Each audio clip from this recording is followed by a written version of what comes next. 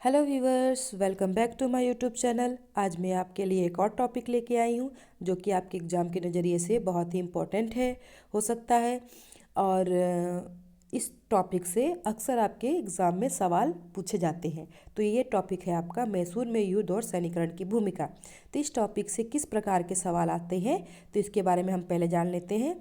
तो पहला सवाल इस तरह से आ सकता है कि मैसूर में युद्ध और उसके सैनिकरण की भूमिका की चर्चा कीजिए। और दूसरा सवाल इस तरह से आ सकता है कि मैसूर के सैनिकरण के युद्ध में भूमिका की व्याख्या कीजिए। तो हम इसका उत्तर लिखते हुए पहले भूमिका बनाएंगे, फिर टॉपिक टू टॉपिक वाइज इसके बारे में लिखेंगे। तो हम पहले हेडलाइन डाल देते हैं, मैसूर में युद्ध और सैनिकरण की भूमिका। ठीक है, इतना लिख करके फिर हम इसकी भूमिका बनाएंगे। तो हम ये जान लेते हैं कि मैसूर में युद्ध और सैनिकरण की आवश्यकता क्यों हो गई थी, तो और कैसे हुई। तो हम जान लेंगे कि पहले जो मैसूर था वो किसके अंतर्गत आता था। ऐतिहासिक विजयनगर के अंतर्गत। और जैसा कि हम जानते हैं कि जो विजयनगर था, ऐतिहासिक विजयनगर था, वो 16वीं शताब्दी से ही उसमें सैनिकरण की भूमिका और युद्ध की कौशलता लोगों ने सीख ली थी। तो युद्ध और उसके साथ सैनिकरण की अहमियत मैसूर के इस इतिहास में और भी पहले से दिखाई देती है। ठीक है, इतिहासकार स्टाइन के अनुसार, इतिहासकार स्टाइन थे, उनके अनुसार सैनिकरण की परंपरा ऐतिहासिक विजयनगर साम्राज्य में 16वीं शताब्दी से देखी जा सकती है। ठीक है, दक्षिण भारत में सबसे पहले विजयनगर ने ही स्थानीय राजाओं और दूसरे जो बाहरी ताकत थे उन पर अपना कब्जा कायम करने के लिए सबसे पहले अग्नियास्त्रों का इस्तेमाल करना सीख लिया था। तो अग्नियास्त्रों का क्या मतलब होता है कि बंदूक, पिस्तौल जैसे हथियार थे, उसका इस्तेमाल करना विजयनगर साम्राज्य में 16वीं शताब्दी से ही सीख लिए थे। ठीक है, तो हम युद्ध और सैनिकरण की भूमिका को समझने के लिए हमें पहले स्थानीय सरदारों का भूमिका के बारे में समझना जरूरी होता है। ठीक है, तो हम एक टॉपिक डाल देंगे, पॉइंट डाल देंगे स्थानीय सरदार। उसके बाद हम ये समझेंगे कि स्थानीय सरदार की क्या भूमिका थी मैसूर के युद्ध और सैनिकरण की भूमिका में। ठीक है, तो हम यह समझने के लिए कि मैसूर में बहुत पहले सैनिकरण क्यों जरूरी हो गया था, तो स्थानीय सरदारों की भूमिका को हमें समझना बहुत ही जरूरी हो जाता है। तो स्थानीय सरदार खास तौर पर, मतलब वहाँ के जो स्थानीय सरदार थे तो कौन थे वहाँ पर, पॉलीगार, जो कि जंगलों के शिकारी संघर्षकर्ता समूह के वंशज थे। ठीक है, जिन्होंने सैन्य कौशल हासिल कर लिया था बहुत पहले ही। सैन्य, जैसे बताया कि 16 शताब्दी में विजयनगर में सबने सैन्य कौशल को हासिल कर लिया था। और जो विजयनगर साम्राज्य की सैनिक सेवा में स्थानीय राजनीतिक नेतृत्व को भी सीख लिया था। मतलब सैन्य कौशल कौशल तो सीख ही लिया था उन्होंने, फिर विजयनगर साम्राज्य में सैनिक सेवा में उन्होंने स्थानीय राजनीतिक नेतृत्व करना भी सीख लिया था। फिर 18वीं शताब्दी आते आते उनमें से अधिकांश ने दो मुख्य माध्यम से ताकत हासिल कर ली थी। ठीक है, कौन से दो मुख्य माध्यम थे? पहला था राजस्व का कब्जा और अपनी भूमियों पर जो खेती होता था उससे मिलने वाला अंशदान तो वो अपने पास रख लेते थे। और दूसरा तरीका था उनके अपने संप्रदाय के मंदिरों के पुरोहित और पंडितों का समर्थन। ठीक है, उनको मिलता था। इसके अलावा यह तथ्य ने भी इस दिशा में काम किया कि मंदिर व्यापार का केंद्र भी थे। व्यापार का केंद्र थे उस समय मंदिर। और उन जैसे कि वहाँ पे दान होता था और आए जाएगा कुछ भी होता था ना, तो वहाँ पर मंदिर में आते जाते थे। और उन्होंने स्थानीय सरदारों को ताकत हथियाने में मदद भी की थी। किन्होंने? पुरोहितों ने। मंदिर के पुरोहितों ने स्थानीय सरदारों को ताकत हथियाने में मदद की थी, जिससे वे मैसूर के किसी भी केंद्रीकृत राज्य के विकास को प्रभावित कर सकते थे। सॉरी, इसका यह भी अर्थ हुआ कि मैसूर और पोलीगारों के बीच ताकत का जब टकराव होता था और सैनिक बल का जब टकराव होता था तो मैसूर के अंदर उसका प्रभाव राजनीतिक तंत्र पर पड़ता था। ठीक है, तो फिर हम दूसरा टॉपिक देखेंगे, 18वीं शताब्दी का प्रयास। तो 18वीं शताब्दी का प्रयास किसने शुरू किया था? राजा चिकदेव राय राज ने, जो कि वोडराय वंशज के राजा थे। ठीक है, उनके अधीन मैसूर अभूतपूर्व सैनिकरण की ओर बढ़ा।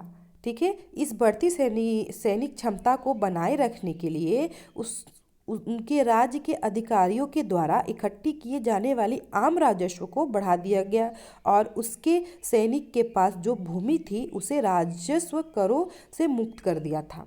क्योंकि जो चिकदेव राय थे, चीफदेव राय थे, उनके पास सैनिकरण उनकी क्षमता से अधिक हो गए थे और उनका पालन पोषण करने के लिए, भरण पोषण करने के लिए तो उन्होंने अपने उनके राज्य के अधिकारियों द्वारा इकट्ठा किए जाने वाले जो राजस्व थे उसको बढ़ा दिया था और अपने सैनिकों के पास, उनके सैनिकों के पास जो भूमि थे उसे क्या कर दिया था, कर से मुक्त कर दिया था। फिर राजा चिकदेव राय जो वोडियार के वंशज थे और उनको उनका अंत करके फिर कौन आया, हैदर अली। हैदर अली जो धीरे धीरे मैसूर प्रशासन की सीढ़ियाँ चढ़ता ऊपर तक जा पहुंचा था, उसने अपने आप को ठीक इसी तरह से मजबूत किया था जिस तरह से राजा चिकदेव राय ने किया था।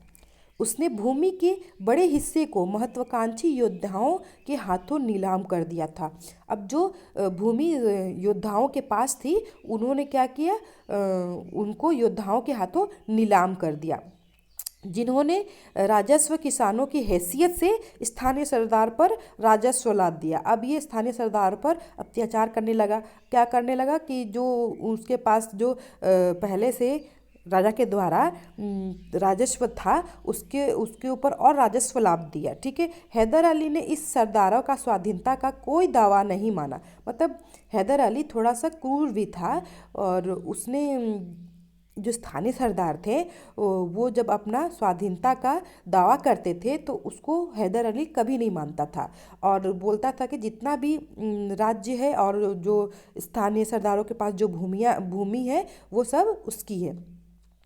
और उसने अगर कोई इसके विरुद्ध कोशिश भी करता, आवाज़ उठाने की कोशिश भी करता तो उसको हैदर अली क्या करता, उसकी भूमि से ही खदेड़ देता। ठीक है, इन सरदारों की गतिविधियों के क्षेत्र को सीमित करके हैदर ने फिर उनके स्थानीय प्रभुत्व को तोड़ दिया। अब वहाँ के जो स्थानीय सरदार थे अपना इतना सालों से उस भूमि पर अपना प्रभुत्व स्थापित किए थे, तो इस नियम से हैदर अली ने उनके प्रभुत्व को भी तोड़ दिया था।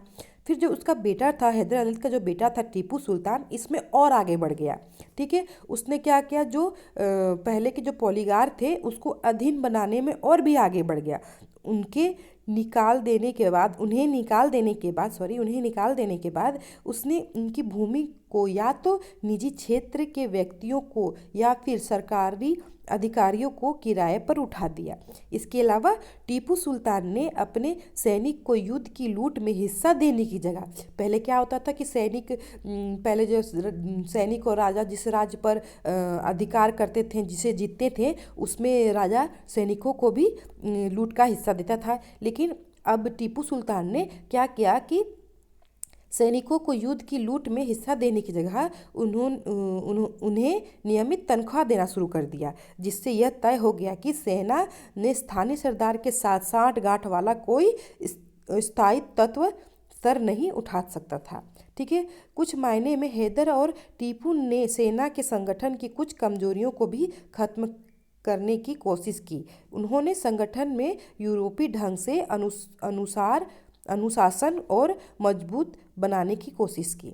ठीक है, अब वो क्या किया कि अपने सैनिक में मतलब यूरोपिक सैनिक को बहाली करने लगा और उसको यूरोपीय ढंग से अनुशासन करने लगा।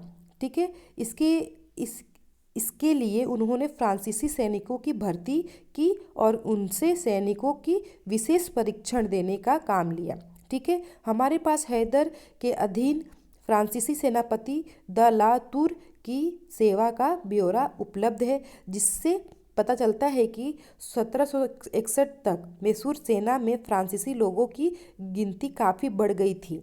इससे पैदल सेना और तोपचियों के परीक्षण में मदद मिली होगी। ठीक है, तो ये आपका था सेकेंड टॉपिक 18वीं शताब्दी के प्रयास। तो आप इतना लिख देते हो इसको रानी सरदार का भूमिका बना करके और 18वीं शताब्दी के प्रयास, ये दो टॉपिक डाल करके भूमिका बना करके ये दो टॉपिक डाल करके लिख दोगे तो आपके लिए बहुत ही अच्छा नंबर इसमें आ सकते हैं। ठीक है, और अगर इसमें जो भी कुछ भूल चूक थोड़ा हुआ हो तो उसे थोड़ा नज़रअंदाज कर दीजिएगा। और फिर हम मिलते हैं आपके नेक्स्ट टॉपिक में। तब तक के लिए bye bye, best of luck. पसंद आए तो लाइक शेयर सब्सक्राइब जरूर कीजिएगा।